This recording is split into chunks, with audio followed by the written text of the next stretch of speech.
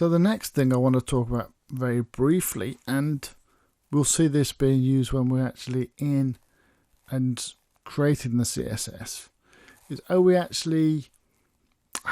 CSS for the particular parts within our page, such as ID, main body, class, nav, menu. So the first thing is elements. So the element selector is things such as the p tag, or in our case here, the header, footer. These are elements. So in the CSS, we would actually have the footer, and then we'd have a open brace and the code, and then a close brace. The next thing is ID.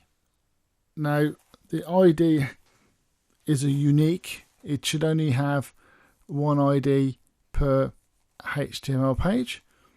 And when we actually are writing the CSS, what we have in the CSS is a hash followed by the ID name. So we'd have hash main body, and then open brace, the CSS, then close brace. The final thing is the class selector, and the class selector can be used a few times, multiple times in a web page. And in the CSS, the way we actually write that code is we have a dot, a period, and then that's followed by, again, the name. So, example, container, open brace, again, then the code, and then a close brace. So those are the three different things we'll see in the CSS. We'll have elements, which have just the name. We have ID, which have a hash followed by the ID attribute name, and then we'll have a class, which is a period followed by the name, the class name.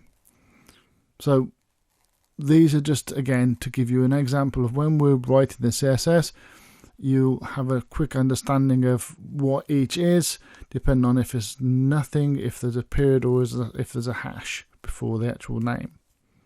So that's just a little bit, as I say, and let's get on to start writing some CSS.